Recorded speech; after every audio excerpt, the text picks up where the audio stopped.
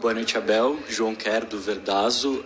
Desde o começo da temporada, a gente tinha visto o Palmeiras por muitos jogos seguidos com a mesma formação, que era um 4-3-3 ou um 4-2-3-1. Desde a partida contra o Deportivo Pereira, a gente tem visto mais variações táticas, por exemplo, o uso de 3 zagueiros ou dois centroavantes. Isso é uma tendência para o Palmeiras até o final da temporada, ter mais variações táticas, ou o time está buscando um novo padrão tático para seguir e insistir como tinha feito antes? Olha, boa pergunta. Eu gosto dessas perguntas. A nossa base, a nossa casa de partida, o nosso sistema base é o 4-2-3-1. E depois tem essas variações todas, como tu vês. Depois é quase como um camaleão. Umas vezes fazemos saída a 3 com 3 zagueiros, outras vezes fazemos saída a 3 com um lateral. Hoje fizemos no início saída a 3 com o Rocha abaixo. A meio da segunda parte, nos últimos 15 minutos, invertemos. Foi com o Piquerez, Luan Gomes e foi o Rocha a dar. Mas nós fazemos isso não no início, e quando eu cheguei eu mantive a equipa com os comportamentos que já trazia com o treinador anterior, que foi com o Andrei, porque achei que a equipa estava bem e que não era preciso estar a mudar naquele momento. Mas depois, conforme nós fomos trabalhando em cima da equipa nos últimos 2 anos e meio, vai fazer 3 agora, é uma das nossas características. Sinceramente, nós somos uma equipa que era atacar, que era defender com alguma variabilidade, mas pronto, às vezes é uma forma de nós tentarmos enganar o adversário. Hoje o adversário, eu disse aos meus jogadores que ia ser um jogo muito parecido com o Cruzeiro, não precisava de ser igual. Eu sei o que é defrontar treinadores portugueses. Era uma equipa que estava muito bem organizada, fechou-se muito bem, vinha de 8 jogos sem perder. Mas o mais importante é que bem no finzinho conseguimos, o Breno deu-nos os 3 pontos mais uma vez. É um jogador que tem golo dentro dele. Isso é que foi o mais importante, sinceramente. Mas obrigado pela pergunta. Abel, você teve uma participação muito importante no final do jogo. Você usou a sua liderança para acalmar a torcida. Na sua avaliação, faltou um pouco de cabeça fria para o Breno Lopes? Olha, em primeiro dizer-vos que nós precisamos dos nossos torcedores sempre. E quando estamos todos juntos, como foi hoje, a apoiar, porque nós precisamos deles. Os torcedores sabem que nós temos um elenco bem curto e infelizmente agora com a lesão do Dudu, menos um jogador. E nós precisamos deles todos e precisamos muito que os nossos torcedores nos ajudem. A segunda, dizer que o primeiro a cometer erros aqui sou eu. Já fui expulso, pai, umas... Não sei, mas vocês gostam de fazer contas ao ano que eu aqui estou. Mas há algumas. Por muitas vezes não controlar as minhas emoções. Se bem que eu acho que agora está bem diferente, estou bem melhor nesse aspecto. Mas isso faz parte do futebol, as emoções. E isso é que para mim é que é o mais importante. É o apoio dos nossos torcedores. Percebermos que eu sou o primeiro que posso cometer um erro. Eu próprio às vezes perco o controle das minhas emoções, mas nós precisamos dos nossos jogadores todos. Como disse, temos um elenco muito curto e precisamos acima de tudo de estarmos cada vez mais unidos aqui em casa. E nós sem os nossos torcedores, já disse várias vezes, os nossos torcedores são a alma desta equipa. É para eles que nós corremos, é para eles que nós jogamos para fazer golos, como foi hoje até o último segundo. Valeu a pena pagar o bilhete hoje, para esta emoção. Vocês querem emoções? Foi emoção até o último segundo. Valeu a pena o dinheiro que pagaram para ver o golo no último segundo. E precisamos da ajuda deles. E como te disse, eu sou o primeiro a errar e o importante é que o Breno fez o golo da vitória, que era isso que nós precisávamos. E já disse isso, vocês sabem. Não é um jogador que tem jogado quanto queria. Mas é um jogador que tem o seu nome marcado aqui na história do clube e é um jogador que eu confio, que eu gosto e que é uma coisa que tem, é golo. Golo. E nem é a primeira, nem a segunda, nem a terceira, nem a quarta.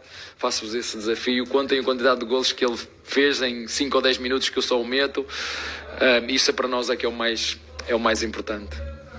Abel, boa noite. Queria que você falasse, a respeito desse fim de data FIFA, onde o Palmeiras ficou praticamente 12 dias sem entrar em campo. Em qual nível retornaram os seus jogadores? E também uma comparação com a última data FIFA, onde o Palmeiras encavalou vários jogos em sequência. Agora você teve o jogo de hoje, só joga na quinta-feira contra o Grêmio e tem mais uma semana limpa até o jogo contra o Boca Juniors. Queria que você falasse também sobre a diferença desse período em comparação à última data FIFA. Olha, nós vínhamos de 2 meses com jogos atrás de jogos. É extenuante para todos, é extenuante para o treinador, é extenuante para os jogadores, é extenuante para os árbitros, inúmeras lesões. Portanto, estas paragens, na minha opinião, são benéficas por 2 motivos. Para quem tem muito jogo, para nós conseguirmos recuperar algumas mazelas, algumas lesões, dar ritmo aos jogadores que têm jogado menos. A verdade é que, por exemplo, nós só tivemos o elenco todo junto ontem, só ontem que eu tive os 4 da seleção, sendo que um chegou doente. E portanto nós precisamos da máquina toda. Eu gostava de ter treinado com os jogadores todos, e é sempre difícil quando nós voltamos outra vez. Mas é difícil para nós, é difícil para o Corinthians, é para o São Paulo, para o Botafogo. É sempre difícil quando vimos de uma paragem. Se é verdade que, por um lado, a parte mental nós desligamos um bocadinho, mas é importante que isso aconteça, até para prevenir. Vocês têm o centroavante da seleção brasileira, que ainda agora falou de problemas psicológicos. Vocês não querem saber, vocês não sabem, mas eles existem. E para mim, um jogador que mentalmente não está bem, está lesionado, é uma lesão. Um jogador que tem problemas mentais ou porque está em problemas em casa, é um jogador lesionado. E é fundamental às vezes estes períodos para nós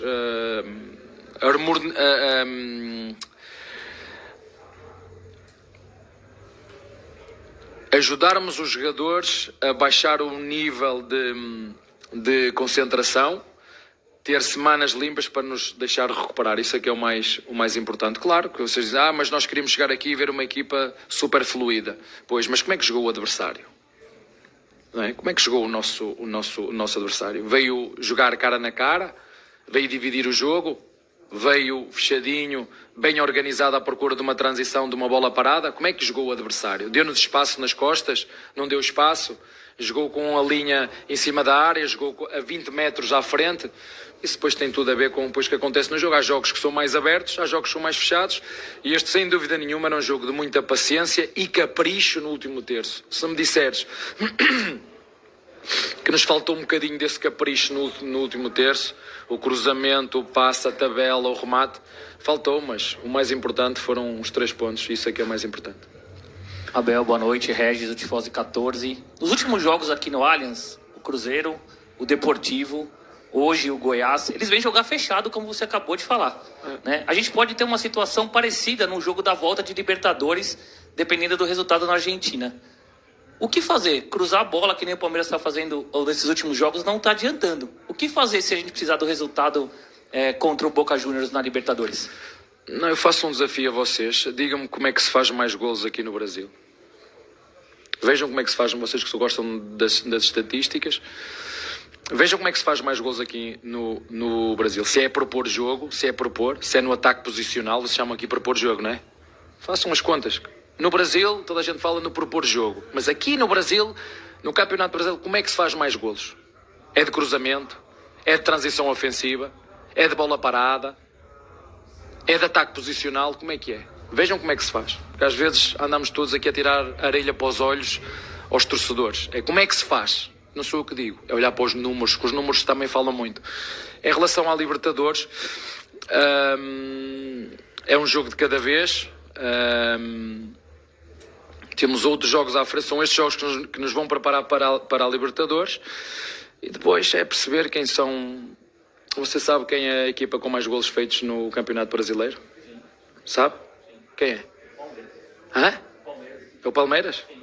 E quem tem menos golos feridos? É o Botafogo. A gente, quando tem dúvida, isto não é. Vocês dão opinião. Eu penso que. Eu nem aos meus jogadores digo-lhe, eu penso que. Digo, jogamos mal por isto. E jogamos bem por isto. Eu não dou opiniões aos meus jogadores. Eu falo de factos. Falo, jogamos mal por isto, ou jogamos bem por isto, não fizemos golos por isto. Factos. Opiniões é aquilo que vocês são especialistas e têm que continuar a fazer. Eu não posso enganar os meus jogadores. Eu tenho que lhes falar a verdade e mostrar. É por isto, por isto, por isto, por isto. Por isso que eu estava-lhe a dizer, é de cruzamento, é de bola parada, é de ressalto, é de remate fora da área. Olhe para os números e veja quem nos últimos 2 anos e meio, quer na Libertadores, quer no Campeonato Brasileiro, quem é a equipa que bateu o recorde de golos, quem é a equipa que bateu o recorde de vitórias fora. É só olhar para esses números. Esses números são factuais e nos dizem aquilo que nós queremos saber. Agora depois, opiniões, cada um tem a sua e valem o que valem. São apenas opiniões e por isso é que cada um pode dar a sua opinião, que não passa disso. Boa noite, Abel. Eu gostaria que você falasse um pouquinho, principalmente do primeiro tempo do Palmeiras hoje, que você acabou optando pela entrada do Flaco Lopes, que aparentemente seria para fazer a função, né, do Rafael Veiga, mas ele jogou muito mais avançado do que como um criador, aquele que ia buscar a bola, né? E aí no segundo tempo você acabou mudando, foi quando entrou o Rafael Veiga e o time ganhou muito mais corpo. Na verdade, você entendeu que o Flaco Lopes não entendeu ou não fez exatamente o que você pretendia? Estava a falar de quem do Veiga entrou e que ajudou a equipa? Pois ajudou. Claro que ajuda, os grandes jogadores ajudam os treinadores. Vejam o que é que o Guardiola diz. Guardiola diz que só ganha porque tem os melhores jogadores, porque o clube lhe compra os melhores jogadores. Ele é que ele diz, não sou o que é ele que o diz. Agora, a sua observação é muito pertinente e é verdade. O Lopes a jogar na posição de 10 é um segundo centroavante. O Veiga a jogar na posição de 10 é um criador. E felizmente que ele foi muito honesto comigo e muito honesto com a equipa. Disse: professor, eu não estou pronto para jogar os 90 minutos. Eu adoro estes jogadores que são verdadeiros com a equipa, nem é com o treinador, é com a equipa. Professor, eu não estou pronto para ajudar os 90 minutos. Felizmente entrou na hora certa, tinha energia suficiente para 20, 30 minutos, mas vocês já sabiam antes.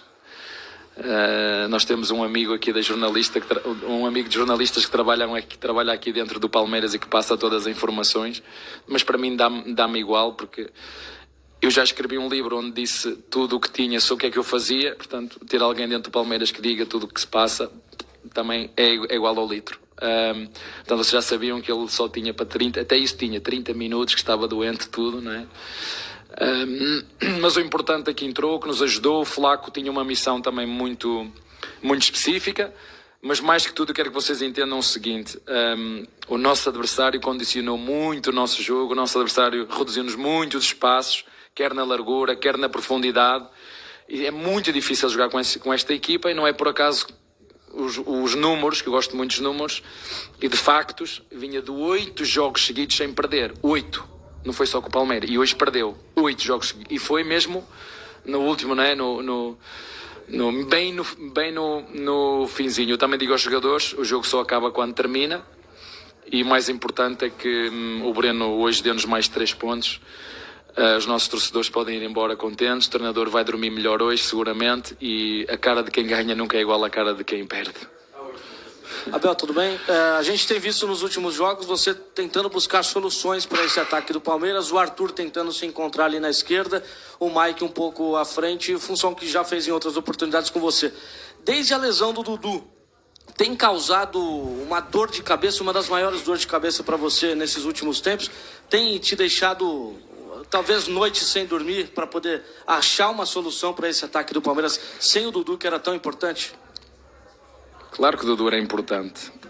Noites sem dormir não, porque eu dou o melhor que sei e que posso para o Palmeiras, e quando eu faço tudo o que eu sei e que eu posso, eu tenho que dormir descansado. Agora a minha rica mãezinha, quando fala comigo pelo telefone, está sempre a dizer: estás cheio de barba branca, filho. Estão aqui ao lado, já estão a começar a nascer cabelos brancos. De lado, cada vez que eu falo comigo, estão maiores. Isso o futebol brasileiro tem disto. Deixa marcas. E esta é uma delas. É o número de cabelos brancos que eles têm nascido, mas a minha função também é essa. É encontrar soluções dentro do clube. É olhar para os recursos que nós temos. é jogar com laterais a ponta, com pontas a laterais, é dar oportunidade aos moleques para jogar. Ainda hoje quem entrou muito bem, nós precisamos disso, precisamos dos jogadores que entrem e que nos ajudem. O Rios entrou bem, o Veiga entrou muito bem, o Hendrick também, o moleque, o Kevin, está a ser preparado para isto aos pouquinhos, acho que também entrou muito bem. E o Breno, como te disse, deu-nos os 3 pontos, mas se tu tirares uma fotografia de quando eu cheguei